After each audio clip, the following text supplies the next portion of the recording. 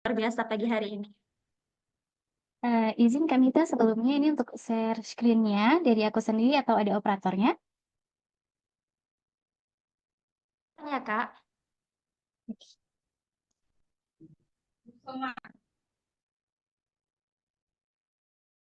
Oke, tunggu sebentar ya, Kak. Operator lagi menyiapkan.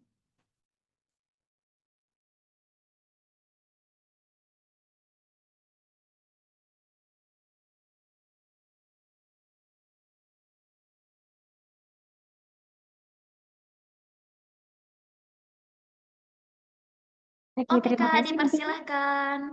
terima kasih Kak Mita atas kesempatannya. Sebelum aku mulai untuk sharing, aku boleh cek ombak dulu ya. Untuk teman-teman audiens, boleh dong share, boleh di kolom chat. Ini adakah yang dari universitas luar, dari universitas selain Universitas Maliku Saleh? Kalau ada, boleh tektok di kolom chat nggak? Aku pengen tahu audiens aku hari ini dari mana aja.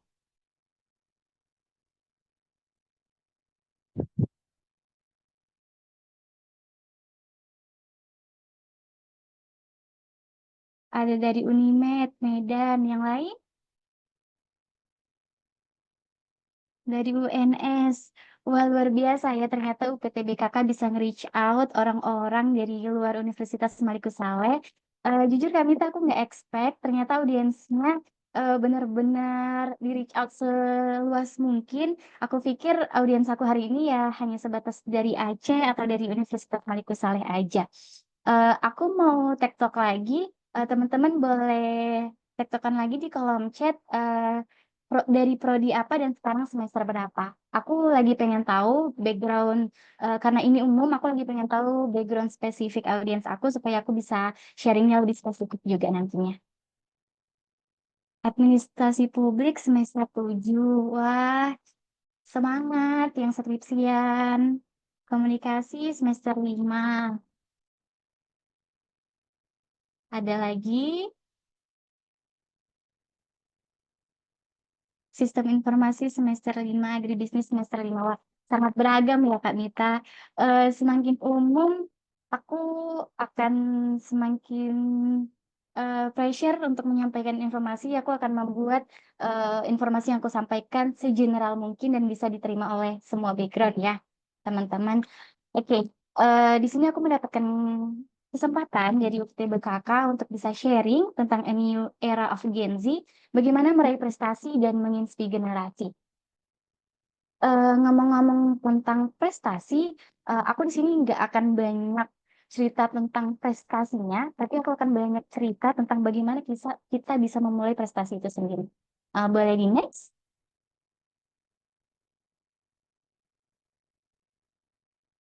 Sebelumnya, aku mau kenalan lagi karena udah dikenalin oleh moderator. Aku mau kenalan lagi teman-teman semuanya. Aku Juliana Arista. Saat ini aku masih mahasiswa semester 7 dari Universitas Maliku Saleh, dari jurusan manajemen, dan selama semester 7 ini aku banyak sekali mengikuti kegiatan yang salah satu tujuannya adalah untuk berbagi kebermanfaatan.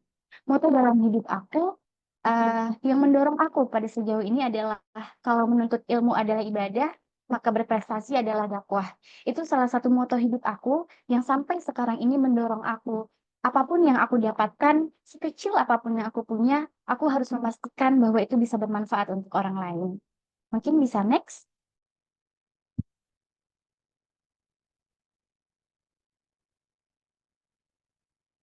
Operator bisa next slide. Oke, ngomong-ngomong tentang prestasi, eh aku mau tektokan lagi sama teman-teman. Aku mau sharing kita lebih interaktif dan dua arah. Aku nggak mau di sini ngomong sendirian. Aku mau teman-teman semuanya bisa show up. Kita bisa sama-sama sharing di sini. Eh Mengenai prestasi itu sendiri, mari sama-sama kita maknai. Sebenarnya apa sih prestasi itu? Apakah yang disebut prestasi, apakah ketika menang banyak lomba? Apakah ketika IPK kita 4? Apakah ketika kita bisa menguasai seluruh materi kuliah? Atau ketika kita punya banyak sertifikat, entah itu sertifikat organisasi, sertifikat volunteer, dan lain-lain. Teman-teman, ada yang mau sharing nggak sih untuk memaknai prestasi ini sendiri? Boleh on cam, boleh show up, dan bicara, boleh juga dari kolom chat kalau masih malu-malu karena ini masih awal. Ada teman-teman yang mau sharing?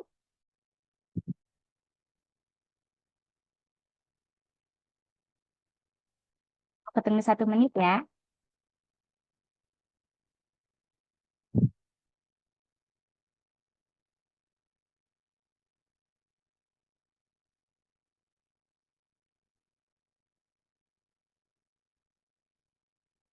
Sambil nunggu ada yang mau sharing, aku mau cerita. Sebelum aku bisa menjadi pembicara, aku juga adalah audiens. Banyak webinar yang aku ikuti, banyak sekali, aku haus akan ilmu, aku haus akan banyak pengetahuan. Dan sebagai pendengar, rasanya bosan kalau kita terus mendengarkan. Ketika kita sharing, ketika kita berbagi, itu akan membuat kita lebih fokus dan on track dengan pemateri kita. Itu alasannya kenapa di setiap aku menyampaikan suatu materi, aku ingin audiens aku juga bisa sharing dan menyampaikan pendapatnya. Oke, mungkin di sini teman-teman masih awal, jadi masih pada malu ya. Eh, Memaknai tentang prestasi versi aku. Menurut aku, prestasi sama dengan pencapaian. Dan pencapaian adalah 1% better every day. Maksudnya adalah, menurut aku, pencapaian adalah ketika kita bisa lebih baik setiap harinya. Walaupun hanya 1%. Contoh kecilnya, kita hari lalu bangun siang dan hari ini kita bisa bangun pagi. Itu adalah 1% better every day. Kita bisa lebih baik walaupun hanya 1%. Menurutku itu adalah suatu prestasi. Prestasi dan pencapaian tidak muluk-muluk tentang menang lomba, tidak muluk-muluk tentang IPK yang maksimal, tidak muluk-muluk tentang punya sertifikat yang banyak. Tapi yang aku sebutkan itu semua adalah bentuk dari prestasi itu sendiri. Mungkin ketika kita komitmen untuk melakukan hal-hal baik setiap harinya, kita akan bisa mendapatkan bentuk-bentuk prestasi yang lebih besar. Mungkin bisa next, operator. Nah, bagaimana sih bisa memulai itu semua? Sharing dari pengalaman aku pribadi, selama menjalani 7 semester ini, aku melakukan mind mapping. Mulai dari semester 1, semester 2, semester 3, semester 4, semester 5, dan puncak di semester 6. Semester 1, aku bikin di pohon mapping aku bahwa semester 1 aku cukup untuk mengenali budaya kampus, aku cukup santai untuk mengenali eh, jurusan yang aku ambil, menggali lebih dalam peluang karir yang nantinya bisa aku ambil, menggali lebih dalam materi-materi yang harus aku kuasai. Semester 1 sesampai itu. Semester 2 dan semester 3, aku memadatkan kegiatanku di berbagai perlombaan. Semester 2, aku masih banyak eksplorasi dari seluruh perlombaan. Aku belum tahu perlombaan mana yang akan membawa aku kepada memang benar-benar passionku. Semua perlombaan aku coba mulai dari LKTI, lomba debat, bisnis plan, dan lain sebagainya. Di semester 2 akhir, aku mengetahui passionku di mana. Ternyata ketika aku eksplor seluruh lomba, maka ternyata passion aku ada di lomba debat. Maka di semester 3, aku sudah fokus pada lomba debat. Dari mulai semester 3, aku memadatkan kegiatanku pada seluruh kegiatan perlombaan debat. Eh, dari situ menjadi kebiasaan dan menjadi sesuatu yang aku suka. Eh, Selanjutnya di semester 4, di semester 5, aku mengurangi kegiatan perlombaan dan aku fokus pada intensif. Aku mengikuti beberapa magang dan di beberapa perusahaan. Aku telah mengikuti magang di BTPN Syariah melalui MBKM. Mungkin teman-teman di sini juga banyak ya yang alumni MBKM. Dan saat ini aku sedang melakukan kontrak kerja di Bank Indonesia sebagai enumerator. Karena aku percaya, aku sudah mendekati kelulusan, aku sudah butuh peluang karir yang lebih besar. Aku akan membangun networking, bagaimana caranya ketika aku lulus kuliah, aku sudah bisa menempatkan diri. Nah, berbicara tentang mind mapping dan memulai itu semua, seringkali terjadi kegagalan. Eh, Gagal itu ada banyak versi menurut aku. Apakah gagal karena takdir atau gagal karena memang aku nggak bisa? Cara mengetahuinya bagaimana? Kalau teman-teman tadi sudah melihat CV-ku, aku di perlombaan debat yang aku ikuti, aku tidak pernah menjadi winner. Aku tidak pernah juara 1. Mentok-mentok di runner up 1, di runner up 2, yaitu juara 2 dan juara 3. Aku tidak pernah juara 1. Di awal, aku mengikuti perlombaan, aku pikir aku memang belum improve. Mungkin karena lawan-lawan aku jam terbangnya lebih banyak, lawan-lawan aku lebih pro dari aku, atau faktor-faktor lainnya. Ketika aku sudah melakukan improvement di semester 3, mencoba lagi, dan terus mendalami, aku tetap tidak bisa menjadi winner. Dari situ aku paham bahwa gagalku memang karena takdir. Aku ditakdirkan untuk gagal, mungkin aja kalau aku bisa menjadi winner atau juara satu, aku bakal sombong. Aku bakal ngerasa cukup dan gak mau mendalami lomba itu lagi. Maka dengan itu aku ditakdirkan untuk sebatas juara 2 dan juara 3.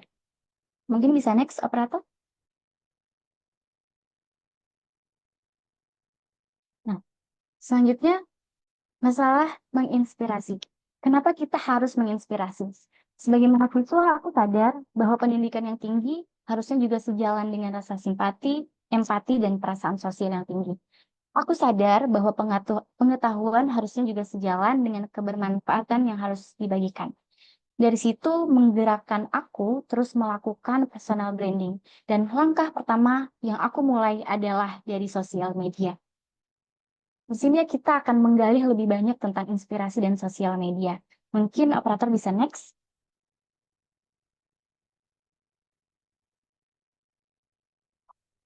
Sosial media adalah salah satu faktor eksternal yang seluruh faktor-faktor X-nya tidak bisa kita kendalikan. Aku di sini punya dua perumpamaan. Yang pertama adalah pencitraan dan personal branding. Apa sih bedanya pencitraan dan personal branding? Kalau pencitraan itu sifatnya lebih ke mengada-ngada dan melebih-lebihkan. Sebenarnya dia nggak lagi melakukan itu, bisa aja dia hanya datang, duduk, diam, lalu dia berfoto, pinjam mic, seolah-olah dia lagi melakukan sesuatu. Tapi kalau personal branding itu apa? Dia benar-benar melakukan, dia menunjukkan. Lalu tujuannya apa sih? Biasanya kalau orang yang pencitraan, tujuannya itu pertama butuh validasi, yang kedua hanya sekedar flexing. Sementara personal branding, biasanya orang-orang yang melakukan personal branding yang pertama tujuannya adalah untuk portfolio. Kita tahu bahwa dunia digital adalah salah satu hal yang paling dibutuhkan dalam dunia karir. Jadi, portofolio di sosial media kita bisa menjadi salah satu kualifikasi kita bisa mendapatkan peluang karir yang kita inginkan. Yang kedua adalah opportunities. Orang yang kemampuannya lebih tinggi, tapi dia tidak bisa personal branding, kan kalah dengan orang yang sebenarnya dia biasa-biasa aja, tapi dia bisa personal branding. Karena orang nggak akan tahu kalau kita tidak menunjukkan. Karena pada akhirnya orang-orang tidak seperduli itu pada apapun yang kita lakukan kalau kita belum bisa menunjukkannya. Dan yang terakhir adalah untuk menginspirasi orang lain. Nah, di sini keywordnya. Jadi, aku melakukan personal branding itu karena aku ingin salah satu prosesku bisa menjadi pintu untuk keberhasilan orang lain. Kadang-kadang ada rasa males, ada rasa capek, tapi aku sadar, aku nggak pernah tahu proses aku yang mana yang aku bagikan yang bisa menjadi motivasi untuk orang lain. Aku nggak tahu proses aku yang mana yang aku bagikan yang bisa menjadi semangat untuk orang lain, yang bisa menjadi pintu awal untuk proses orang lain. Nah, biasanya kalau orang-orang yang personal branding itu apa-apa aja sih yang disampaikan. Tentu yang pertama adalah skill mereka. Karena pada dasarnya mereka memang memiliki itu dan mereka ingin menampilkan itu dengan tujuan-tujuan yang sudah kita bahas tadi. Yang kedua, mereka akan menunjukkan karya-karya mereka atau kegiatan dan proses mereka bagaimana. Sebenarnya ini lebih ke preferensi. Ada beberapa bagian orang yang menganggap kita tidak perlu upload dan share proses kita, cukup kita share bagaimana hasilnya.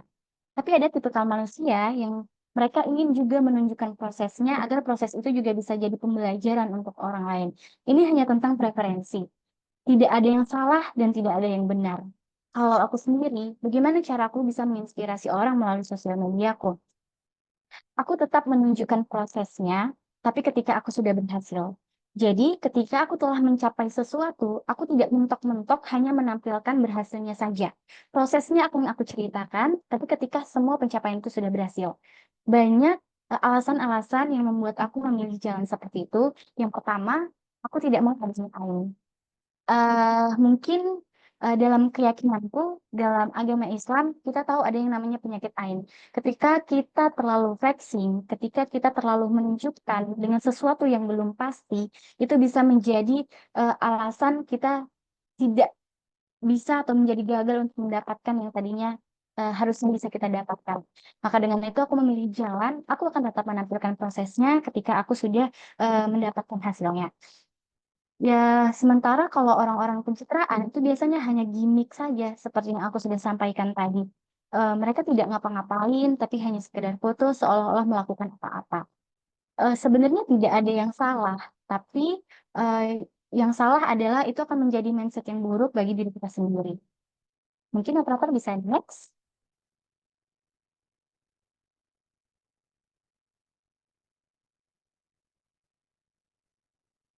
Oke. The power of manifesting. Mungkin teman-teman udah nggak asing lagi ya yang namanya manifesting. Aku mau sedikit cerita. eh, di semester satu, aku tuh tipikal manusia yang sangat planner. Aku selalu merencanakan sekecil apapun yang aku inginkan.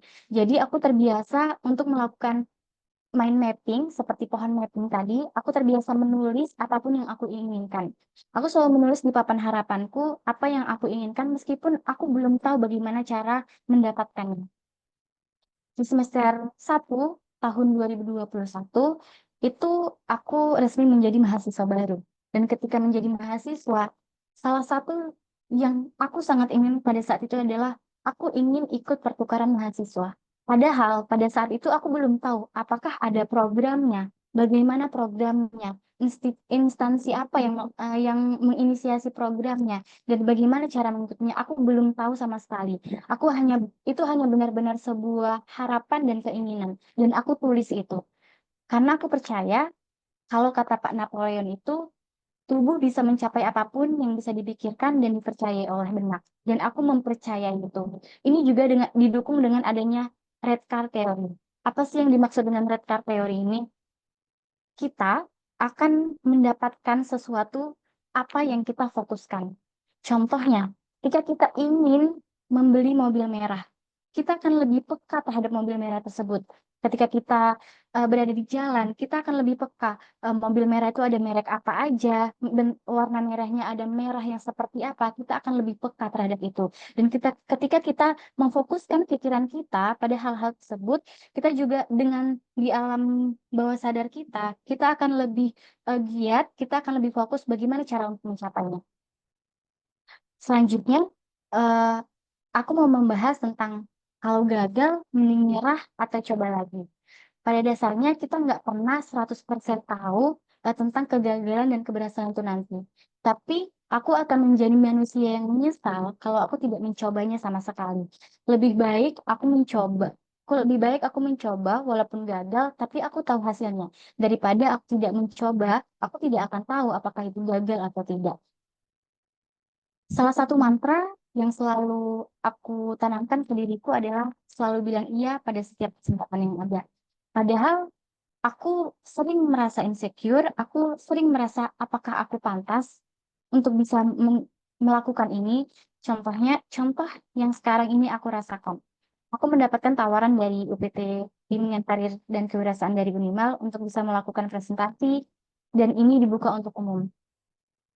Aku merasa apakah aku sepantas itu untuk memberikan materi, tapi balik lagi kepada mantra yang aku punya, aku harus bilang iya. Masalah bagaimana nantinya cukup aku maksimalkan pada persiapanku. Dan lagi, toh tujuan aku dari awal, sedikit sekecil apapun prestasi yang aku punya, aku ingin itu bisa bermanfaat untuk orang lain. Karena itu adalah prinsipku, mau tidak mau aku tetap menjalankan itu. Mungkin bisa di next. Oke, how to start. Udah ngomong-ngomong prestasi itu bagaimana, tapi hal yang paling sulit itu adalah memulai ya. eh aku juga punya rasa malas. Aku juga punya, aku juga sering menunda-nunda pekerjaan, tapi aku selalu paksakan. Mungkin beberapa orang beranggapan bahwa sesuatu yang dipaksa itu nggak akan baik hasilnya. Tapi untukku tidak. Ada beberapa hal, di beberapa hal aku harus memaksakan. Segala sesuatu eh, harus aku paksakan. Karena kalau tidak aku paksa, aku tidak akan bergerak. Karena dari keterpaksaan, aku percaya itu bisa menjadi keterbiasaan dan menjadi kebiasaan. Nah, yang pertama yang bisa dilakukan adalah dari kita sendiri. Bagaimana kita bisa punya mindset bertumbuh? Bagaimana kita bisa punya keinginan yang besar? Karena pada dasarnya sebesar apapun pengaruh dari orang lain, kalau dari diri kita sendiri memang belum mau, itu kita tidak akan pernah bisa memulainya. Yang kedua adalah mengeksplorasi potensial dan menemukan keunikan kita. Seperti yang aku sudah sampaikan, aku adalah manusia yang senang mengeksplorasi banyak hal. Tapi tidak hanya sekadar mengeksplorasi, ketika aku sudah merasakan semuanya, aku akan fokus pada sesuatu yang memang aku bidangi, yang memang aku expert, yang memang aku senangi. Karena sebenarnya aset yang paling berharga pada diri kita adalah keunikan kita sendiri. Karena mungkin orang bisa mengikuti kita, tapi orang tidak akan bisa menjadi duplikat kita. Yang ketiga adalah temukan idolamu. eh, Idola sangat berpengaruh pada kepribadian kita. Idola, seorang yang kita idolakan tidak jauh-jauh dari bagaimana kepribadian kita, dari bagaimana kesukaan kita. Hal sederhananya adalah kita harus bisa menemukan salah satu kiblat seseorang yang bisa menginspirasi kita dan bisa menjadi motivasi untuk kita. Misalnya dalam public speaking, setiap orang punya gaya berbicara. Setiap orang punya gaya berkomunikasi dan berinteraksi dengan orang-orang. Temukan caramu. Temukan bagaimana cara yang dirimu suka. Bagaimana para public speaker melakukan interaksi kepada audiensnya. Nah, dari situ kita bisa improve dari orang-orang yang kita suka. Selanjutnya ada faktor eksternal, yaitu temukan dan bangun lingkungan kita. Aku percaya bahwa lingkungan sangat berpengaruh dengan bagaimana kita bertumbuh. Maka yang bisa kita lakukan adalah menemukan lingkungan-lingkungan yang sehat itu. Menemukan lingkungan yang bisa membawa kita pada hal-hal yang lebih baik dan bisa memiliki banyak pencapaian. Hal sederhananya, aku percaya kalau kita berteman sama dua orang penggosip, maka pastikan kita jadi penggosip yang ketiga. Aku percaya ketika kita berteman sama penjual parfum, kita pasti kebagian wanginya. Penting itulah lingkungan. Tapi kalau kita tidak bisa menemukan lingkungan itu bagaimana? Bangun lingkungan itu sendiri.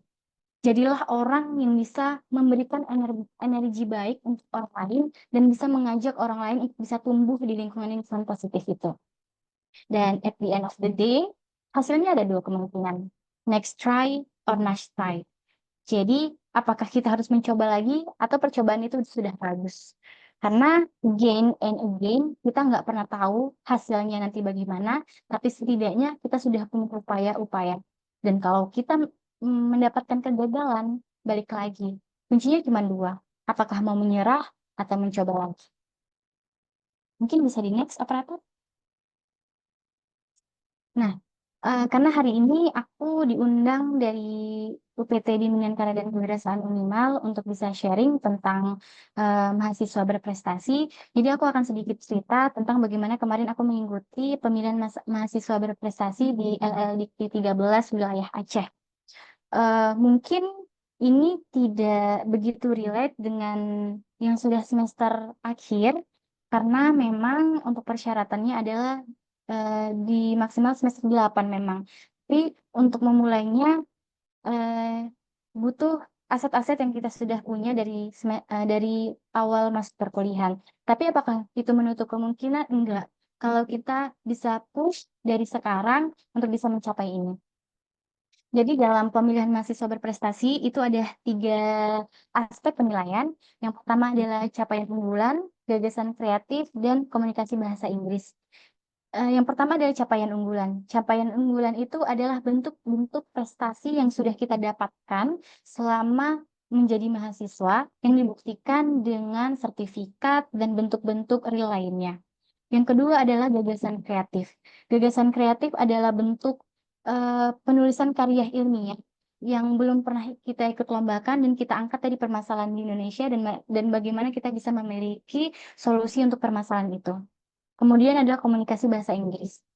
Dari ketiga aspek penilaian ini, capaian unggulan memiliki presentasi penilaian paling tinggi. Jadi, Kalau komunikasi bahasa Inggris kita tidak terlalu baik dan gagasan kreatif kita biasa-biasa aja, pastikan capaian unggulan kita itu hmm, cukup tinggi supaya kita bisa mendapatkan presentasi nilai yang lebih tinggi juga. Mungkin bisa di next, operator.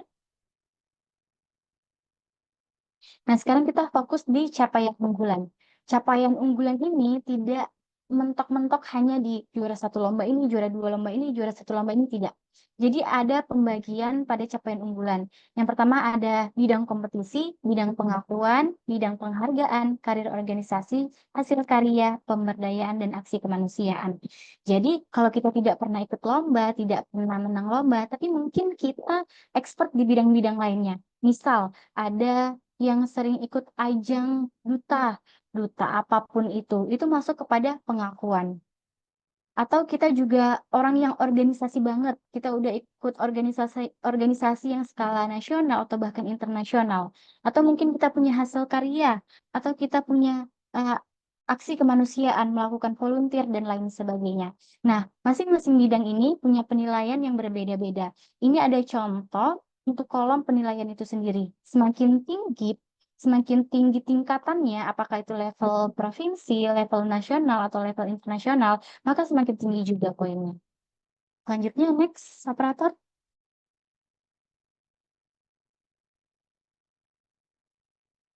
Nah, selanjutnya adalah gagasan kreatif atau produk inovatif. Jadi, gagasan kreatif itu untuk sarjana dan produk inovatif itu untuk bidang diploma.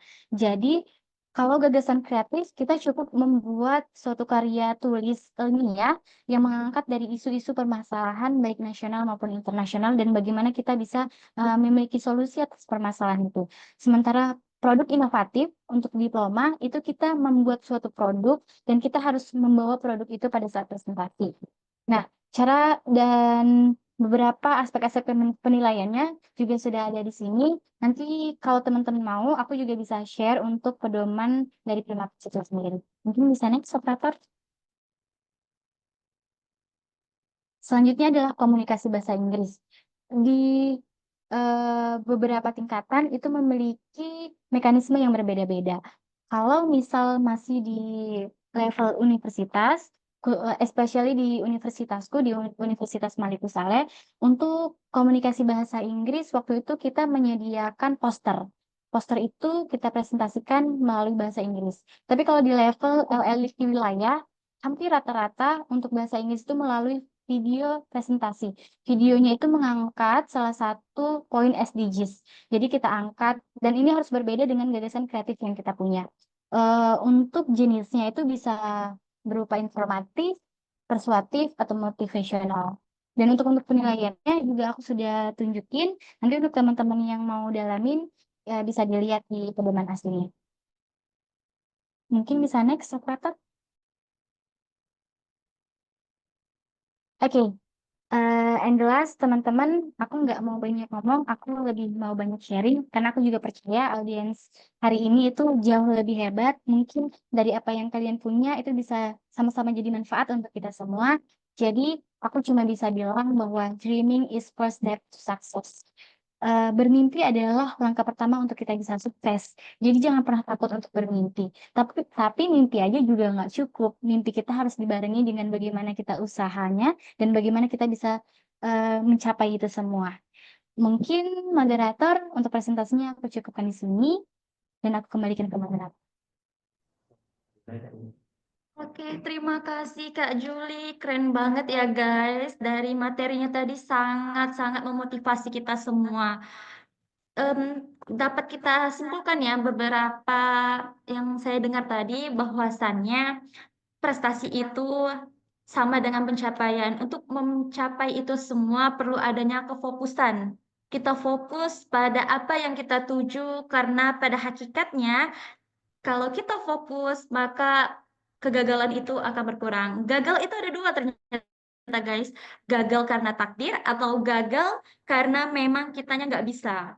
Nah, ternyata untuk membangun itu semua ada yang namanya membangun relasi serta membangun yang namanya personal branding. Personal branding itu sangat perlu ya teman-teman semuanya, apalagi di era digital gini relasi sangat penting untuk itu semua.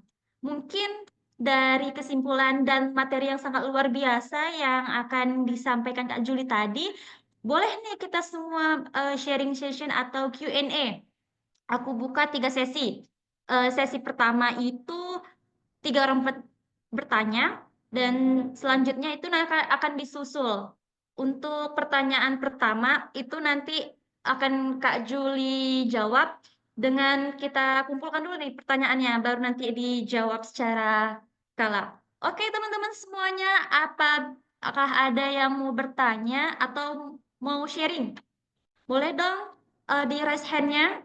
Oke, Koko, boleh nih. Coba silahkan kepada Koko. Oke, baik. Terima kasih Kak Mita selaku moderator. Sebelumnya saya mengucapkan terima kasih banyak pada Kak Juliana Ariska yang sudah mempresentasikan materinya yang sangat-sangat insightful sekali dan bermanfaat bagi saya pribadi sendiri. Dan salam kenal untuk Kak Juliana Ariska. Izin bertanya Kak, jadi tadi waktu Kakak udah sampaikan materi yang sangat luar biasa, saya sangat tertarik nih di poin yang Kakak sampaikan di how to start, merencanakan dan menulis keinginan. Dalam perjalanan kuliah Kakak nih kan, hingga saat ini, apakah waktu merencanakan dan menulis keinginan, apakah membantu Kakak menjadi lebih fokus dan terarah gitu? Dan bagaimana cara Kakak sendiri untuk menjaga konsistensi dalam menjalankan planning yang sudah Kakak rencanakan? Mungkin itu aja. Sekian dan terima kasih. Oke, baik. Pertanyaannya keren banget. Mungkin kepada Koko boleh dong ditulis di room chat. Mana tahu nih tadi narasumber kita ada yang ketinggalan dari pertanyaannya bisa diulang kembali. Boleh dikirim dari room chat. Kak, siap.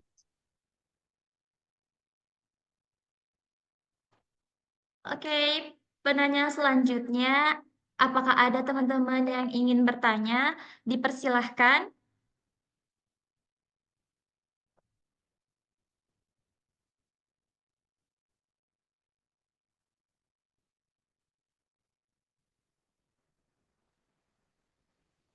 Adakah yang ingin bertanya atau mau sharing?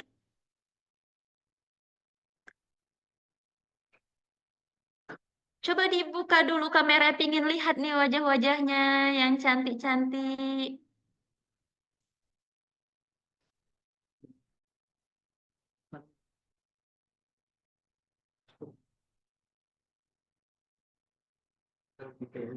Oke, mungkin bisa aku ulang nih ya pertanyaan dari Koko. Intinya Koko nih menanya bagaimana caranya mengkonsistenkan dalam menjalankan planning yang udah dibuat. Mungkin sambil menunggu teman-teman nih yang lagi memikirkan kira-kira aku mau bertanya apa atau mau sharing tentang kehidupan teman-teman juga boleh. Gimana selama perjalanan kuliah, apa kendalanya. Mungkin teman-teman mau melangkah lebih jauh tapi insecure. Terus nggak pede. Terus kalau udah melangkah lebih jauh, teman-teman itu kayak ngerasa overthinking gitu. Jadi mungkin bisa ditanyakan atau di-sharing di webinar kita pada pagi hari ini. Mungkin Kak Juli boleh dijawab aja langsung ya. Mana tahu teman-teman ini ada yang mau nyamber gitu langsung kayak mau sharing gitu. Terima kasih. Oke, baik. Terima kasih Kamita. Terima kasih Koko untuk pertanyaannya. Jadi, tentang planning ya, aku adalah manusia yang perencana. Tapi aku percaya bahwa aku bukanlah perencana yang terbaik. Ada banyak sekali faktor X di luar sana yang tidak bisa aku kendalikan. Tapi balik lagi, dengan merencanakan, aku tentu bisa lebih fokus. Suatu perencanaan itu tidak menjanjikan bagaimana hasilnya, tapi itu bisa menjadi proses bagaimana aku bisa lebih fokus dan bisa lebih predictable tentang apa yang aku inginkan. Karena ketika aku tidak merencanakan, otomatis aku akan banyak ke-distract. Padahal aku sudah punya tujuan. Misal, aku di semester 6 harus bisa mendapatkan gelar mahasiswa berprestasi. Kalau aku tidak fokuskan itu, tentu aku di semester 6 itu akan ke-distract dengan banyak tawaran-tawaran lain. Tapi karena itu sudah menjadi rencanaku dari awal, itu menjadi goalsku dari awal, tentu aku akan tetap fokus pada saat itu, meskipun pada saat itu aku sedang menerima tawaran dari yang lain. Contoh kecilnya, eh, semester 6 kemarin, aku mengikuti program MBKM. Aku mendapat offering dari salah satu company atau instansi yang aku inginkan sejak lama, yaitu DPR RI. Tapi di semester 6 itu juga, aku mendapatkan rekomendasi untuk mengikuti seleksi pemilihan mahasiswa berprestasi itu sendiri. Aku berpikir, kalau aku pada saat itu berangkat keluar pulau, aku akan kehilangan goals yang sudah aku inginkan dari sejak awal aku kuliah. Tapi karena aku sudah memplanningkan itu, tentu tawaran yang sebenarnya aku inginkan juga aku cut. Dan aku benar-benar fokus pada rencana yang memang sudah aku buat dari awal. Sehingga aku tidak mengambil offering itu. Nah, bagaimana sih untuk menjaga konsistensi? Sebenarnya manusiawi, kayak yang aku udah bilang, manusiawi sekali kalau kita itu lagi males, lagi nunda-nunda kerjaan. Cuma balik lagi pada tujuan di awal. Eh, aku percaya bahwa tawaran itu tidak selalu ada. Jadi ketika tawaran itu ada, maka aku harus bisa memaksimalkannya. Dan aku harus bisa konsisten dengan itu. Aku percaya bahwa ketika aku bisa membawa diriku untuk konsisten, aku bisa mendapatkan hal-hal yang lebih baik. Konsisten itu sulit, tapi yang selama ini aku lakukan adalah eh, plus 6 min 1. Jadi waktu ada 7 hari, dalam 6 hari aku akan benar-benar produktif dan melakukan banyak sekali kegiatan. Tapi pada satu hari aku akan self reward untuk bermalas-malasan. Jadi benar-benar ketika aku udah capek, aku udah lelah dalam 6 hari, di satu hari aku akan benar-benar bermalas-malasan. Aku nggak akan keluar kos, aku nggak akan ngapa-ngapain, aku cuma mau rebahan dan bermalas-malasan. Dan itu nggak apa-apa. Itu adalah bentuk kita menghargai diri kita sendiri. Itu sih mungkin. Semoga menjawab ya, Koko. Wah, terima kasih banyak Kak. Keren, keren, keren. Terima kasih nih Kak Juli yang udah menjawab pertanyaan dari Koko. Ternyata kita itu perlu loh melakukan perencanaan di awal guys. Jadi untuk melakukan perencanaan itu tujuannya itu membuat konsistensi pada diri kita. Mungkin teman-teman ini Kak Juli mereka tuh bingung gitu gimana sih caranya untuk mendapatkan prestasi yang mungkin mereka rasa aku insecure lah lihat teman-teman gitu. Kok mereka udah pada lari lebih jauh, apa aku masih di stuck aja di sini gitu. Coba kita sharing gitu ya, mana tahu teman-teman ini termotivasi atau mereka menambahkan motivasi mereka lah untuk ke depannya, Kak. Boleh dong sedikit kakaknya menyampaikan motivasi? Bicara tentang ketakutan untuk mencoba ya, Kak kita. Aku mau share ke teman-teman, kalau kita mencoba, itu ada kemungkinan. Kemungkinannya adalah berhasil dan gagal. Tapi kalau kita tidak mencoba, otomatis kita pasti gagal. Karena kita memang tidak pernah mencobanya. Jadi yang aku bisa bilang, bagaimana kita bisa mm, memanfaatkan sebaik-baiknya peluang 50% keberhasilan itu. Kalau kita coba, 50% berhasil, 50%-nya gagal. Jadi, bagaimana caranya kita bisa memaksimalkan dan memanfaatkan 50% keberhasilan itu? Caranya adalah meningkatkan upaya kita, bagaimana kita bisa meningkatkan presentasi dari 50% jadi 80% kemungkinan untuk gagal. Melalui apa? Melalui upaya dan bagaimana usaha kita. Mungkin gitu Kak Mita. Semoga menjawab ya untuk teman-teman semua. Wah, ternyata Kak Juli ini luar biasa ya guys. Ide ataupun motivasinya itu memang sangat membangun ternyata teman-teman. Tadi aku lihat dari room chat ini ada yang mau bertanya. Aku izin baca ya teman pertanyaannya. Pertanyaan dari Diva Aulia, Kak izin maaf.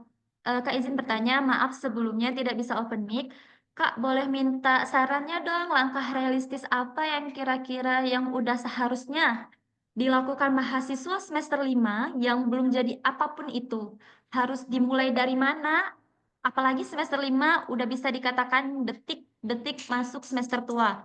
Melihat orang-orang yang udah pada jadi orang-orang yang luar biasa, sementara diri ini masih biasa-biasa aja dan belum menjadi apapun itu. Terima kasih, Kak. Wah, terima kasih kepada Diva ya yang udah bertanya. Jadi aku juga dulu pernah nih kayak Diva, kayak melihat orang-orang, ih gila nih orang-orang keren banget. Tapi aku belum jadi apa-apa gitu. Mungkin Kak Juli nih ada nih tipsnya untuk Diva nih biar membangun semangatnya gitu Kak. Terima kasih. Oke, sebelumnya salam kenal ya Dipa. Semoga ini bisa menjawab. Di semester 5 mungkin kita memang sudah lebih fokus untuk bagaimana nanti kita bisa menyelesaikan studi kita lebih cepat. Tapi bagaimana sih kalau ternyata selama menjadi mahasiswa kita belum bisa apa-apa? Sebenarnya itu hanya mindset. Percaya atau tidak, Dipa sudah menjadi apa-apa.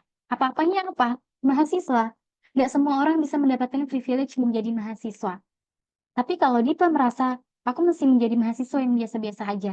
Sebenarnya enggak juga. Tapi Dipa yang belum bisa menghargai apa yang Dipa sudah punya dan Dipa sudah capai. Contoh kecilnya, aku yakin Dipa punya IPK yang bagus. Tapi apakah selama ini Dipa bisa mensyukuri itu? Atau bisa menotis itu? Mungkin belum. Jadi sebenarnya itu adalah suatu pencapaian bagi Dipa. Tapi kalau yang ditanya, bagaimana langkah realistis apa yang seharusnya kita bisa lakukan di fase yang sudah semester 5 ini? Yang aku bisa bilang adalah double effort. Jadi usahanya didabelkan. Kalau anak semester 1, semester 3 lagi enjoy, ikut organisasi, lagi ngenalin kampus gitu. Dipa double effort untuk tetap berkarir di organisasi, cari banyak peluang, ikut banyak perlombaan, dan harus tetap fokus juga bagaimana bisa menyelesaikan studi. Jadi harus double effort. Caranya bagaimana? Cari sebanyak mungkin informasi. Aku percaya bahwa informasi adalah hal yang paling mahal yang tidak semua orang bisa dapatkan. Karena tidak semua orang mau untuk mendapatkannya. Jadi, bagaimana Dipa bisa mencari informasi-informasi tersebut, mendaftarkan diri untuk sesederhana buka Google, how to, cari bagaimana aku bisa menjadi ini, bagaimana informasi ini, cari informasi-informasi itu. Sekarang tujuan Dipa apa?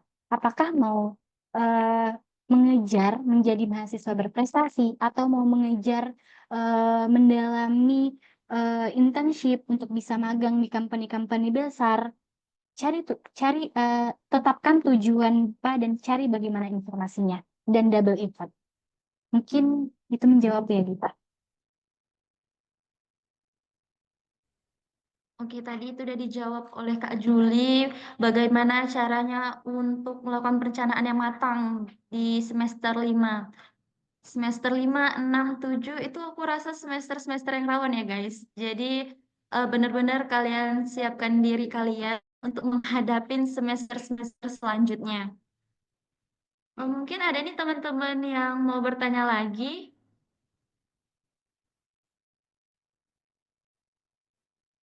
Atau Naura. Kak Naura nih boleh dong bertanya. Cantik banget. Coba bertanya dong cantik.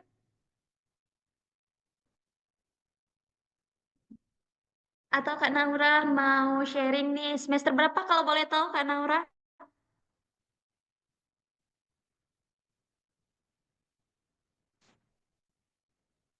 Nggak bisa ini ya. Oke, kakaknya malu-malu kayaknya. Boleh dong, Kak, siapa lagi nih ya kita suruh bertanya? Oh, Zikri, Zikri Hakim. Wah, boleh dong bertanya atau sharing nih. Sekarang semester berapa kalau boleh tahu, Bang? Jadi menjawab Kak, sekarang semester 5 Kak. Semester 5. Apa sih kendala ataupun yang sedang dihadapin di semester-semester 5 ini? Kalau boleh aku tanya, Bang. Untuk kendala saat ini sih masih di mata kuliah sih Kak, sama lagi nyusun-nyusun untuk buat skripsi sih, dicicil-cicil dari sekarang. Mungkin itu sih Kak. Oke, kalau masalah mata kuliah, mungkin Kak Juli boleh dong tipsnya gimana sih cara memanage waktu antara kita masuk kelas nih MK, terus mengatur organisasi atau mengikuti lomba-lomba event gitu. Jadi ada gitu by step-nya gitu, step by step untuk mengikuti itu semua, Kak. Boleh dong tipsnya, Kak? Oke, mungkin untuk tips bagaimana kita bisa memanage mata kuliah dan kegiatan-kegiatan lainnya ya. Jadi mungkin ini salah satu faktor pendukung yang mungkin nggak semua bisa disamaratakan dengan mekanisme seluruh prodi atau seluruh kampus. Jadi teman-teman di prodi aku itu kita punya privilege untuk bisa memilih mata kuliah. Jadi kita bisa memilih hari apa, dosennya siapa, dan lain sebagainya. Jadi, aku menetapkan dari semester 2, aku tidak begitu concern dengan siapapun dosennya, karena aku percaya siapapun dosennya akan memberi manfaat dan menilai secara objektif. Tinggal bagaimana kita mengusahakan dan melakukan pendekatan, mengikuti bagaimana cara pembelajaran dosen tersebut. Jadi aku concernnya di mana? Aku concernnya di hari aku harus mengambil mata kuliah. Jadi, eh, dari sejak semester 2 sampai sekarang, aku selalu memandatkan mata kuliah yang aku ambil. Biasanya aku hanya mengambil 3 hari untuk kuliah. Jadi aku padatkan 1 hari itu bisa 3 mata kuliah atau bukan bisa 4 mata kuliah. Jadi benar-benar full dari pagi sampai sore. Biar apa? Jadi kita punya 7 hari, 3 harinya untuk aku kuliah, 3 harinya aku bisa fokus di kegiatan, entah itu lomba yang aku harus ikuti, entah itu organisasi dan lain sebagainya, dan 1 hari untuk bermalas-malasan. Jadi di 7 hari itu aku benar-benar maksimalkan. Aku kuliah cukup 3 hari dan biasanya aku tuh belajar di malam hari atau 1 jam sebelum masuk mata kuliah. Jadi biasa dosen ada yang mangkas jam kuliah ya, ada yang masuknya dimundurin atau keluarnya dimajuin. Nah, di jam-jam kosong itu, kalau aku tidak capek malamnya, aku belajar di malam hari. Tapi kalau aku lagi capek dan harus tidur cepat, aku belajar 1 jam sebelum memulai perkuliahan. Jadi di 1 jam itu aku lihat RPS, hari ini materinya apa, dan sebelum memulai perkuliahan, aku membuka materi itu duluan. Supaya ketika dosen itu menyampaikan, aku sudah lebih nyambung dan bisa berinteraksi dengan dosen tersebut. Nah, 3 harinya, aku fokus dengan aku harus ngapain, kegiatan eksternal apa yang aku harus ikutin, perlombaan apa yang aku harus cari, seperti itu. Dan salah satu tipsnya lagi, aku selalu mengosongkan itu hari Senin. Jadi biasanya hari Senin aku tidak punya kegiatan. Karena biasanya orang itu udah horor banget ya sama yang namanya hari Senin. Ini masih minggu sore aja nih, rasanya udah males banget. Ih, besok hari Senin, males sekali masuk kuliah. Nah, jadi aku menganut bahwa masuk kuliah di hari Senin tuh haram. Karena kayak belum kuliah udah capek duluan. Jadi aku selalu mengosongkan hari Senin. Aku tidak pernah kuliah di hari Senin. Seperti itu. Terus juga aku selalu menghibahkan, tidak jarang aku selalu menghibahkan waktu-waktu weekendku. Di weekend aku masih berkegiatan, di weekend aku masih ikut ini itu. Karena menurut aku itu double effort yang aku lakukan. Mungkin aku juga mau mengapresiasi teman-teman ya yang udah hadir hari ini, udah mau menghibahkan waktu weekendnya. Mungkin beberapa orang memilih untuk bangun siang, beberapa orang milih untuk jalan-jalan, tapi teman-teman mau nih menghibahkan waktu weekendnya untuk bisa mengikuti webinar, untuk bisa paling tidak mendapatkan satu kebermanfaatan hari ini. Oke Kak Juli, tadi udah disampaikan ya sama Kak Juli tentang tips dan triknya untuk memanage waktu. Nah, aku buka nih room chat, ternyata ada yang tanya nih Kak Juli dari Naura Unimal. Salam kenal Naura. Halo Kak Juli, kenalin aku Naura, mahasiswa Ilkom Unimal. Izin sebelumnya sedang tidak bisa open mic. Dari apa yang Kakak sampaikan tadi sangat banyak menginspirasi aku. Wah, keren ya bisa menginspirasi Kak Juli. Untuk sampai di titik seperti ini tentunya tidaklah mudah. Nah, boleh nggak Kak sharing langkah awal apa yang Kakak lakukan untuk mencapai goals menjadi mahasiswa berprestasi seperti saat ini? Selain perencanaan yang matang, apa sebaiknya kita lakukan? Apakah memperbanyak sertifikat ataukah yang lain, Kak? Terima kasih. Boleh dong, Kak, dijawab terlebih dahulu? Oke, Naura, terima kasih pertanyaannya. Salam kenal, Naura. Semoga nanti ada kesempatan untuk bertemu secara langsung ya. Jadi ngomong-ngomong tentang langkah awal, sebenarnya tadi udah disampaikan. Langkah awal yang bener-bener awal banget sebelum perencanaan adalah manifesting. Jadi aku suka sekali menulis harapan-harapanku. Aku suka sekali, menuangkan apa yang aku inginkan di papan harapan mini yang aku punya. Jadi di kos itu, aku punya papan harapan mini dan di situ aku selalu menulis apa yang aku inginkan. Meskipun pada saat aku menulis, aku belum tahu gimana cara mencapai ini, bagaimana cara me-reach out ini.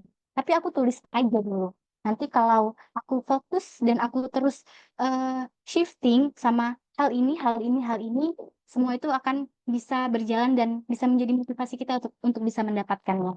Nah, untuk langkah yang dilakukan apakah harus memperbanyak sertifikat?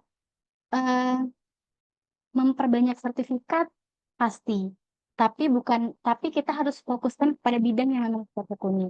Jadi kan tadi aku sudah jelaskan, di capaian umum mahasiswa berprestasi itu ada 7 kategori. Ada kompetisi, penghargaan, pengakuan. Pasti kita tidak semua expert di bidang-bidang itu. Mungkin kita nggak expert di bidang lomba, tapi mungkin kita expert di bagian kepenulisan. Kita pinter buat nulis karya ilmiah. Coba untuk dalami itu. Coba untuk banyak-banyak tulis karya ilmiah, bisa tembus Sinta, bisa tembus Scopus, itu nilainya tinggi banget dan bisa benar-benar bisa menjadi prioritas untuk mendapatkan presentasi nilai yang tinggi. Karena nanti di capaian unggulan pun kita dibatasi hanya melampirkan maksimal 10 sertifikat atau 10 capaian unggulan. Jadi tidak semua prestasi bisa kita masukkan. Jadi 10 itu harus benar-benar kita maksimalkan yang tingkatannya lebih tinggi. Kalau kita ikut 3 perlombaan debat, yang satu internasional, yang satu nasional, yang satu provinsi. Nggak perlu kita masukkan tiga-tiganya, cukup masukkan internasional dan nasional. Jadi, yang provinsi ini kita bisa ganti di bidang yang lain yang tingkatannya juga lebih tinggi, supaya poin kita bisa maksimal.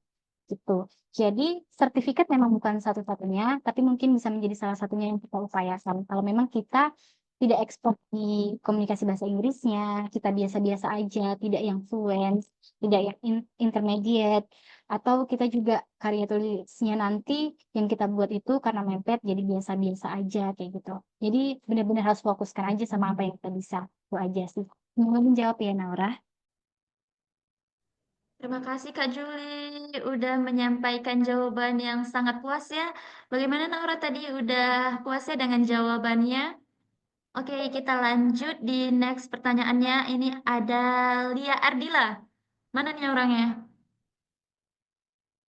Lia Ardila, izin bertanya Kak. Saat ini aku lagi di fase yang nggak produktif dikarenakan lingkungan aku yang kurang mendukung untuk produktif. Tipsnya dong Kak untuk aku yang semester 7 ini biar produktif. Oke Kak Juli, karena kita juga di semester 7, mungkin mohon dong tipsnya yang biar kita itu merasa nggak tertinggal. Terima kasih Kak Juli. Oke, ini tadi dari Lia Ardila ya. Salam kenal Lia. Mungkin di semester 7 kita sudah punya beban tugas akhir ya. Sudah punya beban untuk menyelesaikan skripsi dan ya benar-benar itu benar-benar menekan kita banget. Kalau ditanya gimana caranya biar kita tidak tertinggal, seperti yang aku sudah sampaikan tadi ya, mau tidak mau kita harus memiliki double effort. Kita harus benar-benar double usaha untuk sesuatu yang kita inginkan. Kalau aku mungkin di semester 7 malah sudah mengurangi kegiatan karena aku fokus di tugas akhir. Hanya benar-benar kegiatan yang aku relate dan memang menurut aku risikonya lebih kecil, aku ambil. Tapi untuk kegiatan-kegiatan yang risikonya lebih besar mengganggu tugas akhir aku cut. Tapi kita tetap bisa untuk produktif karena kita kan diringankan dengan kita sudah tidak punya beban mata kuliah yang banyak ya.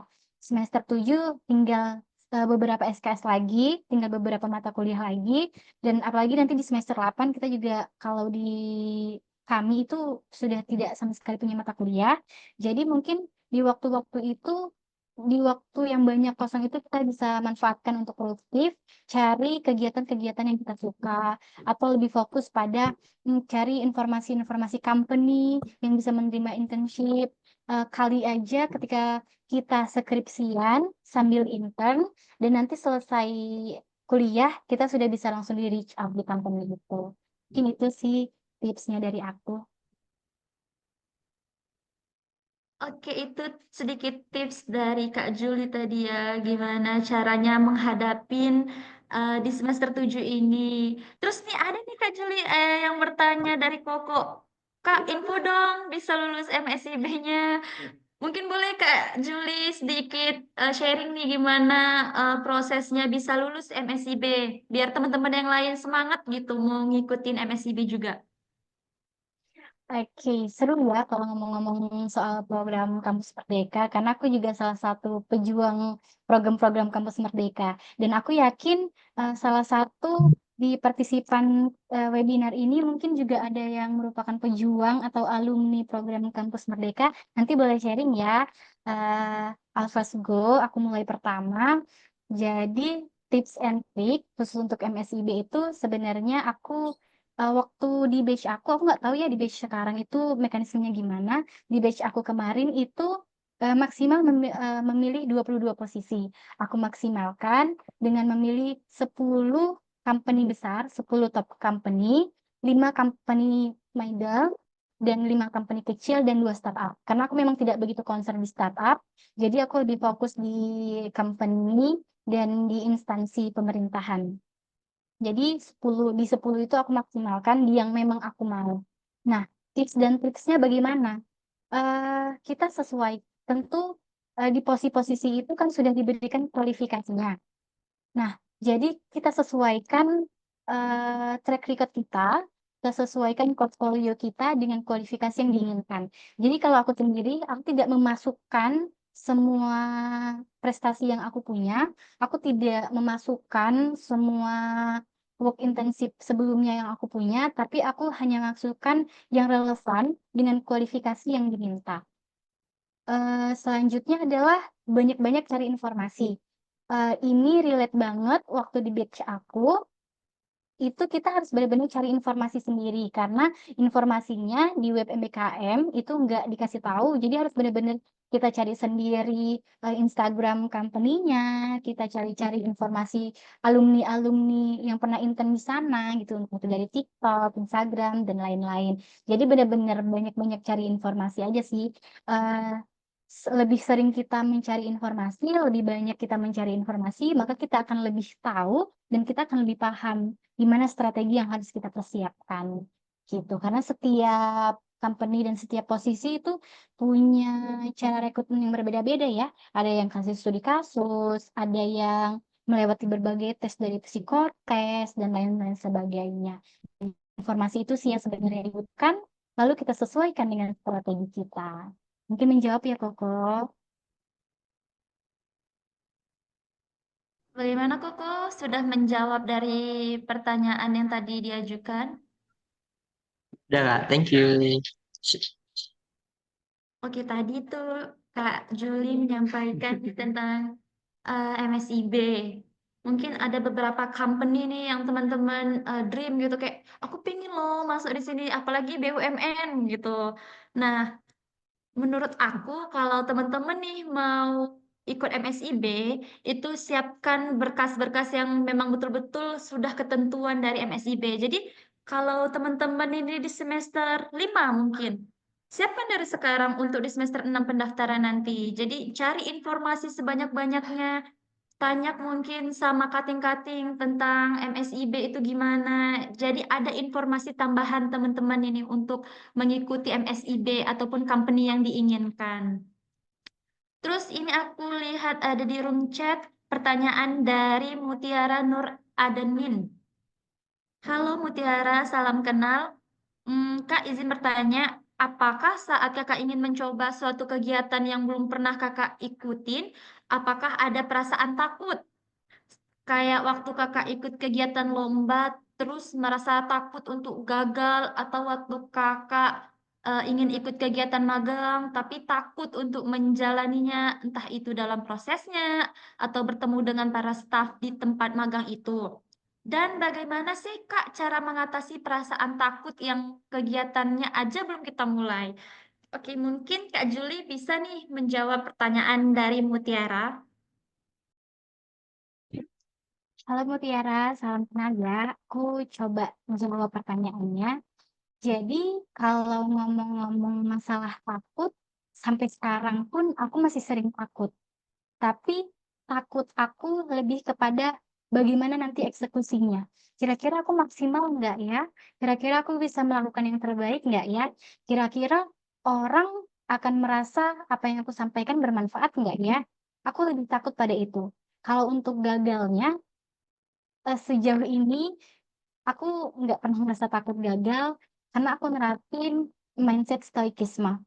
Jadi kalau memang gagal, ya nggak apa-apa. Yang penting kita udah coba. Karena kalau kita nggak coba, kita juga nggak akan tahu apakah itu gagal atau berhasil. Jadi kalau takutnya karena gagal, coba aja. Itu kan hanya ketakutan, bukan kepastian. Tapi kalau takutnya waktu eksekusi, nggak apa-apa. Aku sampai akhir aku memutuskan untuk berhenti debat pun, di debat terakhir tuh, aku masih takut. Tapi rasa takut itu justru jadi faktor internal untuk aku bagaimana bisa mempersiapkan diri lebih matang dan lebih maksimal lagi. Semakin takut aku, semakin greget rasanya, semakin mantap rasanya untuk bisa mempersiapkan itu semua. Jadi justru takut itu malah bisa menjadi dampak positif bagi diri kita. Tinggal bagaimana kita menginternalisasinya dan eh, apa ya mengkonversinya dalam diri kita sih itu. Semoga menjawab ya Mutiara. Oke, Kak Juli, terima kasih. Ternyata guys, untuk menghilangkan rasa takut itu sebenarnya dari pikiran kita sendiri nggak sih? Menurut aku langkah awal itu ubah pola pikir kita. Karena tidak muluk-muluk, kegagalan itu sebenarnya em, kesempatan awal kita untuk terus berlatih. Gimana sih caranya kita untuk mencapai goals yang kita inginkan? Kita tahu kayak orang-orang yang udah sukses itu kayak CEO, kayak manajer, HRD, HR, mungkin mereka bisa duduk di bangku saat ini itu bukan karena mereka langsung bisa duduk, pasti ada tahap proses mereka untuk melalui kegagalan-kegagalan yang ada. Kegagalan itu bukan apa ya guys, bukan proses yang menakutkan tapi untuk dihadapi gitu. Jangan takut gagal, coba lagi dan try, coba dan coba karena kita tidak akan tahu peluang mana yang bakalan kita temui di kegagalan itu. Terus ini ada lagi nggak sih guys yang mau bertanya tentang mungkin teman-teman semua yang ikut Zoom hari ini tuh pernah merasakan gagal. Mungkin gagal dalam hubungan percintaan mungkin, gagal dalam apa lagi ya, education mungkin pendidikan atau gagal dalam apa ya, bisa mencapai keinginan orang tua karena belum ada apa ya pencapaian yang lebih mungkin. Mungkin teman-teman bisa sharing gitu, apa sih kegagalan dalam hidup teman-teman yang bisa merubah sampai saat ini teman-teman merasakan bahwa kegagalan itu ternyata memiliki dampak positif. Ada nggak teman-teman di sini yang pernah mengalami kegagalan? Tadi Mujib Habibi, aku mau nanya nih, boleh on cam nggak dong? Tadi Mujib kayaknya mau bertanya deh, ada orangnya? Mujib Habibi. Oh, Mujib, aku mau dong tanya sedikit, kegagalan apa yang pernah Mujib rasain di dalam hidup Mujib yang gagal gitu sampai putus asa gitu. Pernah nggak ngalami hal itu?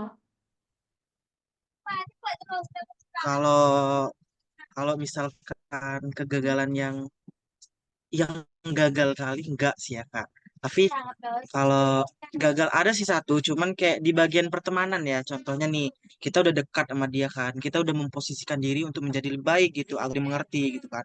Tiba-tiba dia nge-cut off kita gitu loh. Apakah kita gagal udah menjadi kawan yang baik untuk dia? Dan bagaimana sih caranya hal tersebut jadi pengajaran kita untuk menjadi kawan baik gitu, biar nggak gagal lagi gitu, biar nggak di-cut off lagi gitu. Terus Oke, berarti Mujib mengalami kegagalan di dalam hubungan pertemanan. Mungkin Kak Juli nih boleh dong gimana caranya kita membangun silaturahmi gitu antar temen nih biar tidak ada kegagalan. Karena untuk menyambung ke Abdul Minallah itu harus menyambung dengan Abdul Minanas. Bener ya Kak Juli? Coba tipsnya dong Kak Juli untuk Mujib nih. Denger ya Mujib. Eh, Kalau di sini case-nya Mujib yang di cut off, mungkin yang pertama kali kita bisa lakukan adalah introspeksi diri. Kita pikir-pikir lagi, apakah kita ada melakukan kesalahan? Dan kalau setelah kita pikir-pikir ternyata benar, kita pernah ada melakukan kesalahan ke dia, ya coba untuk minta maaf. Tapi kalau orangnya nggak mau maafin, ya nggak apa-apa, itu hak dia. Tapi yang penting kita sudah minta maaf dan kita tidak melakukannya ke orang lain. Tapi kalau ternyata waktu kita introspeksi, aku nggak pernah ngerasa ngelakuin apa-apa loh. Aku belum nemuin loh kesalahan aku di mana. Mungkin hal yang bisa dilakukan yang pertama adalah tanyakan ke orang itu, salahnya Mujib itu di mana. Kalau dia tidak mau menjawab, ya sudah. Yang kita harus pahami adalah kita tidak bisa mengendalikan semua orang, kita tidak bisa mengkontrol semua orang itu sesuai dengan apa yang kita mau. Kita hanya bisa mengendalikan diri kita hanya bisa mengkontrol diri kita. Kalau memang dia tidak mau berteman lagi dengan kita tanpa kita melakukan kesalahan apapun, ya sudah, tidak perlu membenci, cukup berjalan seperti biasa. Walaupun kita tidak berteman, bukan berarti aku membenci kamu.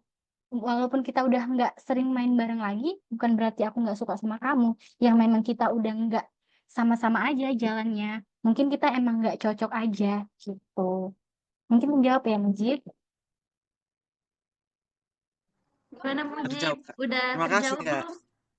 Oke, tadi dari Kak Juli dibilang, pertama, maafkan orang yang telah menyakiti hatimu Mujib. Jangan pernah ada rasa simpan dendam dalam hati ya Mujib.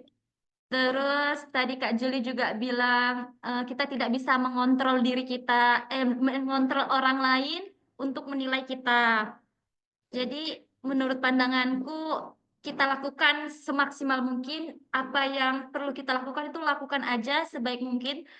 Kalau orang tidak suka sama kita itu urusan dia, yang penting kita lakukan sebaik mungkin gitu. Karena kita berbuat baik pun belum tentu orang itu suka pada kita gitu. Apalagi kalau kita buat huru hara gitu kan teman-teman.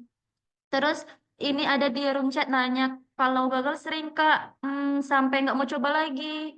Wih, gimana tuh Kak Juli kalau udah gagal tapi ngestak nggak mau tuh mencoba lagi karena trauma mungkin ya. Coba Kak Juli ini dong, gimana nih sarannya? eh Kalau gagal dan sampai kita tidak mau lagi, kita pahami dulu case-nya. Apakah kayak yang aku sudah sampaikan tadi, apakah kita gagal memang karena kita nggak bisa, atau kita gagal karena memang takdirnya? Jadi, kalau ternyata sampai kegagalan kita memberikan impact untuk kita tidak mau melakukannya lagi, nggak apa-apa. Tapi bukan berarti kita tidak melakukan semuanya. Misal, kita udah coba untuk bisa public speaking, tapi gagal, gagal, gagal terus. Dan akhirnya kita nggak mau coba lagi. Nggak apa-apa. Tapi cukup berhenti mencoba di public speaking itu. Jangan berhenti mencoba untuk hal-hal lainnya. Bisa mulai menulis, bisa mulai untuk mengikuti desain grafis, dan hal-hal lain yang memang sekiranya kita mampu dan kita bisa tekuni gitu. Jadi kita boleh cut off suatu hal, tapi cukup hal itu aja. Jangan karena kita gagalnya di bidang itu, jadi sampai semua bidang pun kita nggak mau coba lagi. Explore-lah sebanyak-banyaknya sampai kamu bisa menemukan apa yang kamu suka dan apa yang kamu tekuni. Gitu.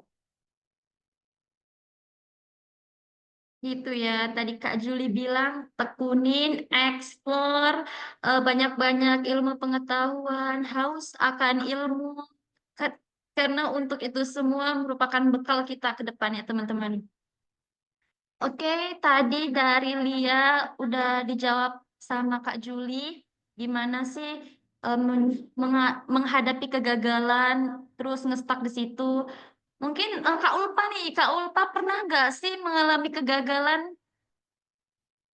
Kak Ulpa Mardia.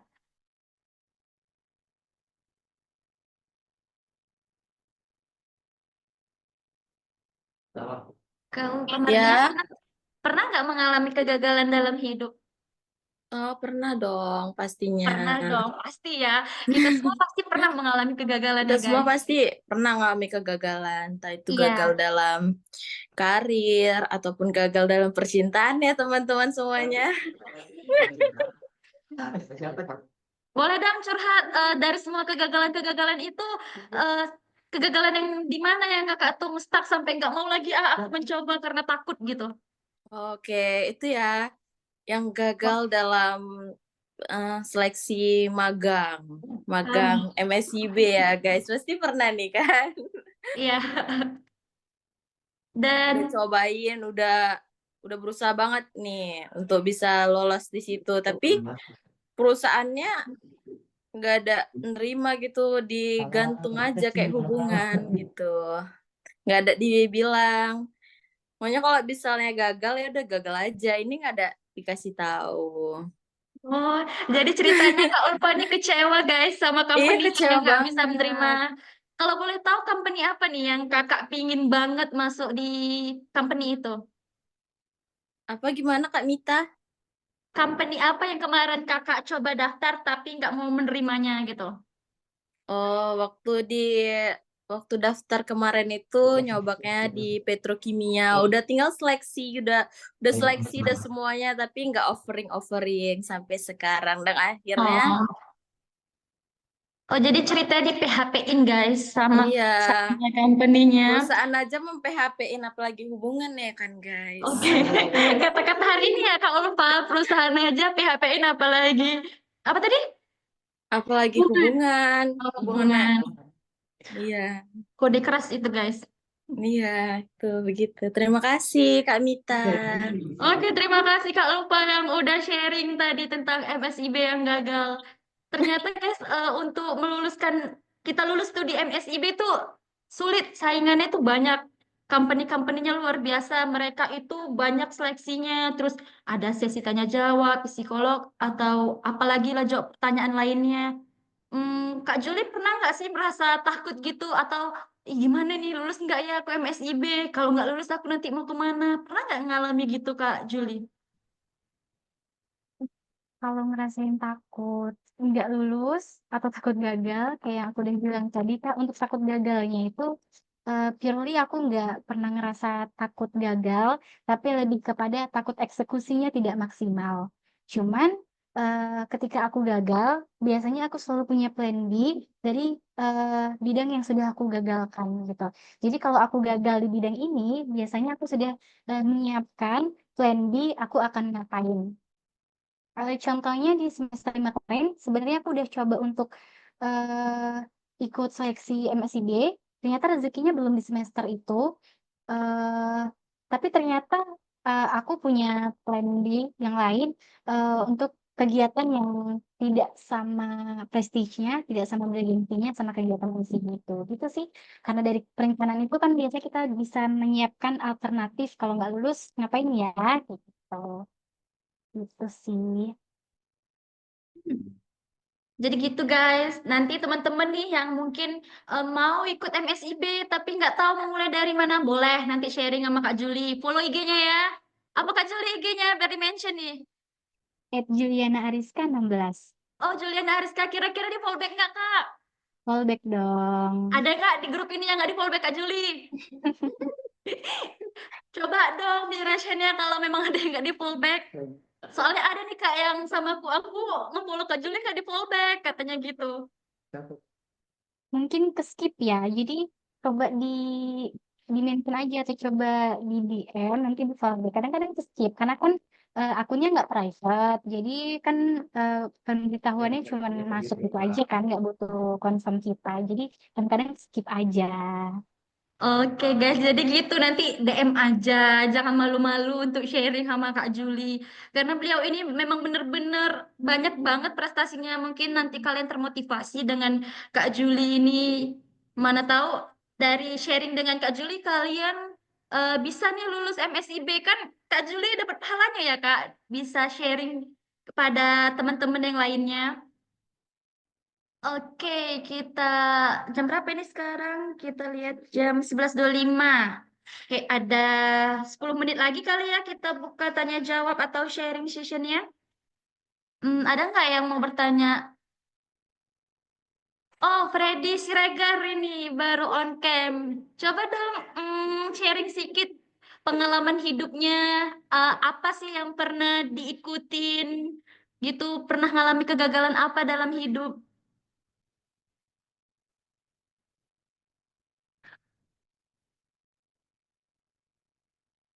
Oke, menghilang orang ya dari area mungkin malu-malu ya.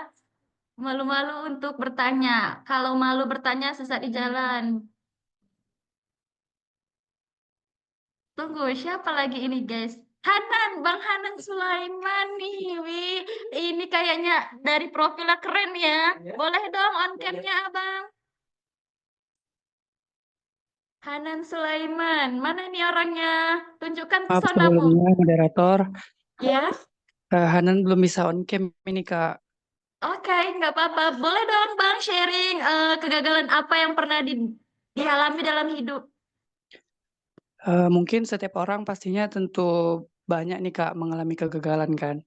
Tapi yang mungkin bisa Hanan ceritain mungkin mengenai mengikuti PMM kemarin sih Kak. Hmm. Jadi Hanan udah senang tuh Kak prepare untuk persiapan PMM kan, ngikutin berkasnya, tapi ujung-ujungnya nggak lulus gitu Kak. Gitu. Ya jadi mungkin ada tips gini Kak untuk mahasiswa-mahasiswa ke depannya untuk bisa lulus nih Kak PMM. Kan ini infonya nih mau dibuka nih PMM yang kelima kan. Untuk Kak Juliana sendiri mungkin ada tips nggak Kak untuk mahasiswa yang ingin ikut PMM nih Kak? Oke, terima kasih Hanan. Baik teman-teman, ternyata Bang Hanan mengalami kegagalan dalam seleksi PMM.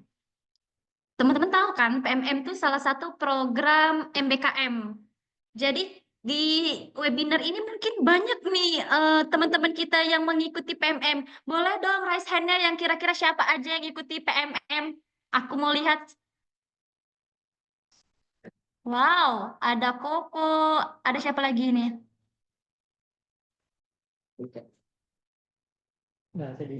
Ada Jikri. Oh, Bang Hanan emotnya sedih karena nggak lulus, guys. Terus siapa lagi ya? Ada Kak Juli lulus PMM ya ternyata, guys, juga. Unes kakak ini. Siapa lagi? Freddy. Oh, ini yang tadi menghilang ya dari Bang ini nanti kita tanya lagi nih, guys.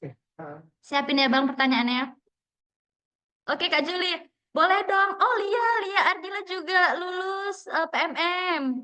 Boleh dong, Kak Juli, sharing sedikit gimana langkah awal Kak Juli untuk mendaftar PMM biar Bang Hanan ini mau mencoba lagi dia. Abang coba kayaknya udah lulus deh, Bang.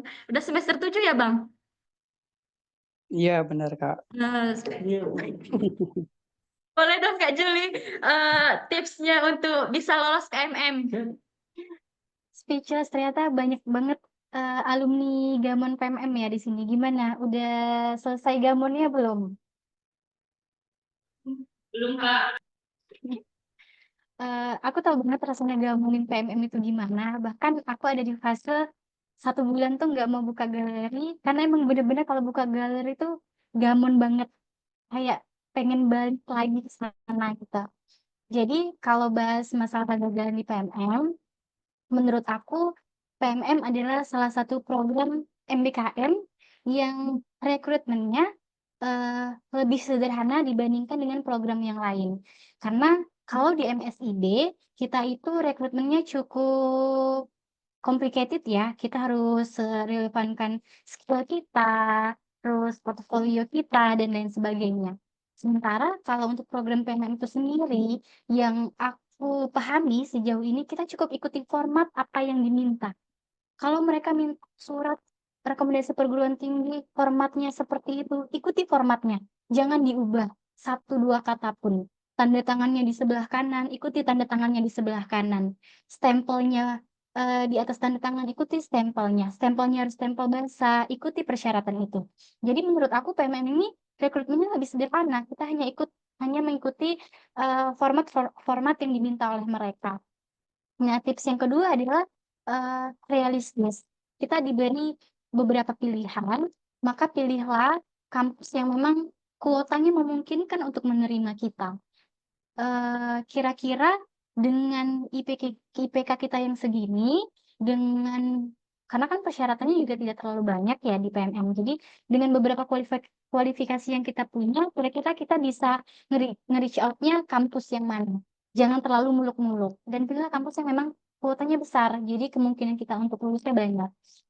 Boleh kita boleh untuk unrealistic, cuman jangan semuanya. Misalkan punya 2 pilihan. Satu pilihannya benar-benar di kampus yang kita mau, satu pilihannya lagi di kampus yang benar-benar kemungkinan diterimanya itu lebih besar. Itu sih alternatifnya. Gitu guys, tadi udah disampaikan Kak Juli nih, gimana biar lulus PMM. Dan si Freddy pun berkata, bertukar sementara, gamon selamanya. Banyak nih yang gamon PMM ya guys ya. Wah, ternyata di sini ada PMM banyak nih. Ada yang dari UNES, ada yang dari Makassar, ada yang dari mana lagi nih? Surabaya mungkin ya. Terus itu ada yang dari Jawa Tengah nih, Purwokerto, Jogja, banyak guys. Kalian bisa pilih kampus impian kalian yang mungkin dulu kalian ikut UTBK tapi nggak lulus di kampus impian kalian. Bisa kalian ikut PMM ke kampus impian kalian dulu. Jadi gitu, kalau kalian mau ikut PMM, harus siapkan diri kalian dari sekarang. Terus ini ada Lia Ardila mau bertanya, dia di room chat nggak berani ya kayaknya kakak ini on cam, kita bacain aja. Kak izin bertanya lagi, Kak Juli, aku lihat kakak Juli ada ngikutin kegiatan di luar negeri. Itu kegiatannya apakah dari kampus atau di luar kampus ya Kak? Soalnya aku terinspirasi lihat itu. Wah, kakaknya terinspirasi. Boleh dong Kak Juli, gimana caranya kok kakak bisa tiba-tiba mobility ke apa namanya universitas luar negeri gitu. Terima Eh, kasih. Jadi sedikit sharing teman-teman untuk kegiatan keluar negeri kemarin, especially itu kegiatan student mobility ke University Kebangsaan Malaysia. Jadi itu adalah salah satu reward dari prodi untuk aku karena sudah mewakili program studi manajemen untuk bisa mendapatkan predikat mahasiswa berprestasi utama di Universitas Maliku Saleh. Itu adalah salah satu reward yang diberikan oleh prodi. Tapi rewardnya itu tidak mentok-mentok jalan-jalan, tapi lagi dan lagi di sana tetap belajar. Jadi itu kegiatan student mobility di mana itu memang diinisiasi dari kampus, especially dari program studi manajemen. Jadi manajemen Unimar itu punya MOU dengan manajemen Universitas Kebangsaan Malaysia. Jadi mereka punya kerjasama. Jadi kami melakukan kegiatan student mobility. Jadi mahasiswa Universitas Maliku Saleh berangkat ke UKM, lalu sebaliknya mahasiswa UKM berangkat ke Universitas Maliku Saleh. Nah, di sana itu ngapain aja sih? Di sana kita belajar banyak tentang bagaimana proses belajar di kampus itu gitu. Bagaimana cara mahasiswa belajar? Ternyata banyak sekali perbedaan, khususnya dari disiplin waktu.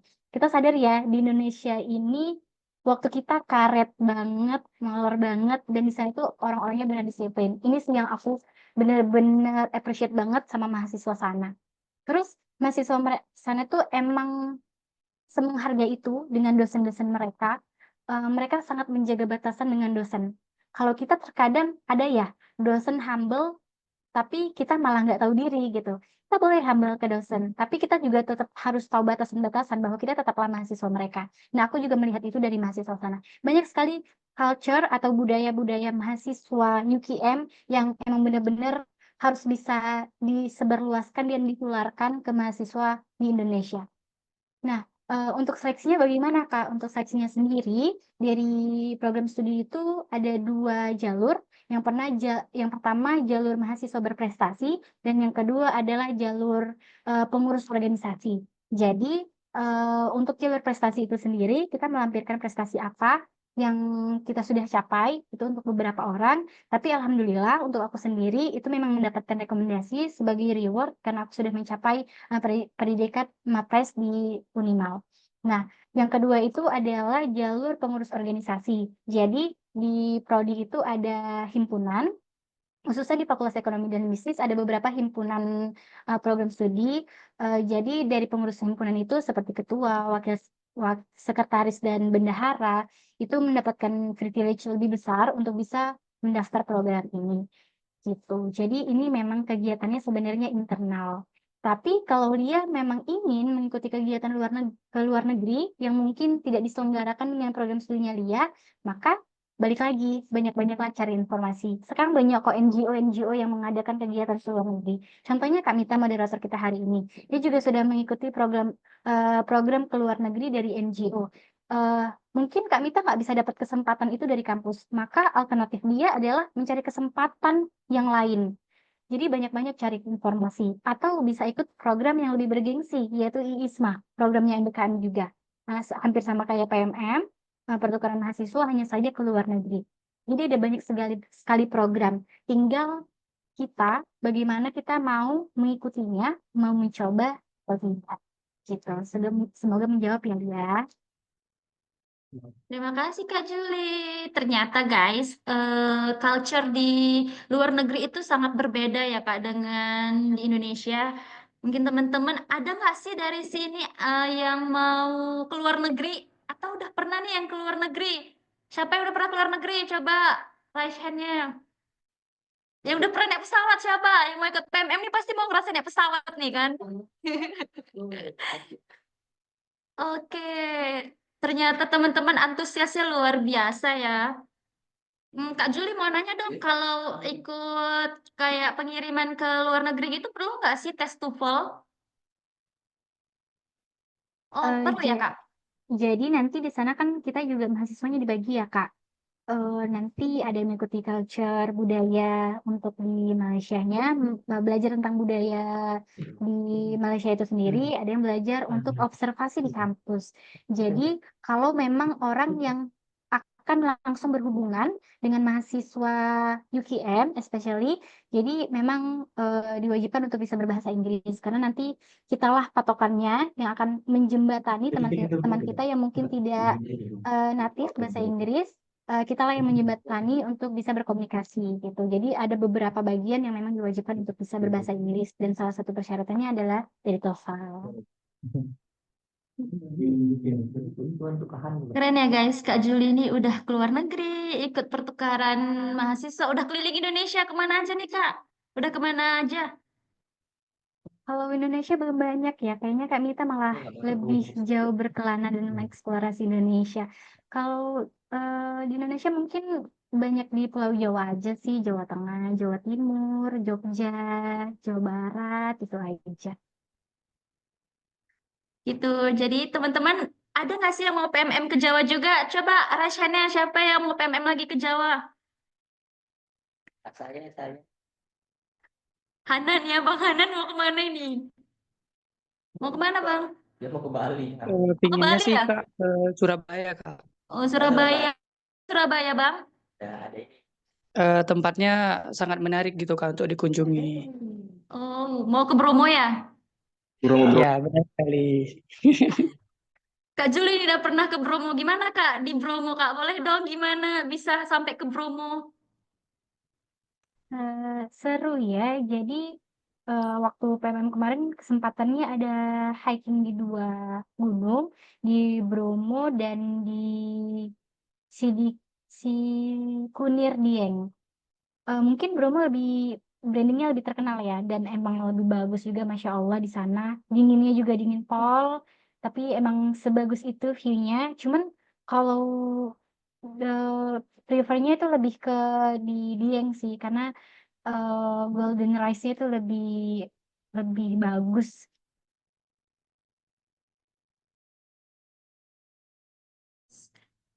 Jadi kalau kalian ikut PMM itu merupakan peluang kalian untuk jalan-jalan, jalan-jalan gratis, dapat ilmu, dapat view yang keren. Semua serba gratis dari pemerintah, dari tiketnya, kemudian kalian jalan-jalan juga gratis. Jadi ayo buruan kalian persiapkan diri kalian dari sekarang untuk mengikuti PMM dan program MBKM lainnya. Oh ya guys, jangan lupa absen ya. Oke, mungkin cukup kali ya sharing session kita, pertanyaan yang sudah dijawab oleh Kak Juli. Boleh dong on cam biar kita foto bersama. Oh, sebelum kita on cam, ada nih Kak sedikit cenderamata dari kami. Boleh dong di-share nih. Nah, mana nih cenderamata yang akan kita kasih sama Kak Juli? Sabar. 1, 2, 3, iya, sertifikat penghargaan untuk Kak Juli, kenang-kenangan dari kami, bentuk apresiasi kami berupa sertifikat. Semoga Kak Juli merasakan nanti gimana untuk terus tumbuh dan bisa menginspirasi orang lain. Boleh dong kita foto bersama ya untuk dokumentasi on cam.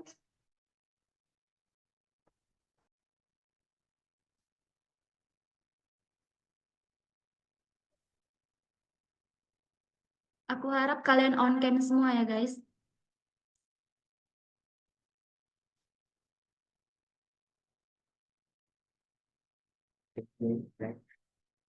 Mana nih belum semua on cam? Tunggu gayanya gimana nih? Gaya pertama kita gini ya. Oke, 1, 2, 3. Oke, gaya selanjutnya gimana? Gini, gini, gini. 7 ya, 7. 1, 2, 3. Sekali lagi gaya bebas, terserah mau gaya gimana. 1, udah? 1, 2, 3.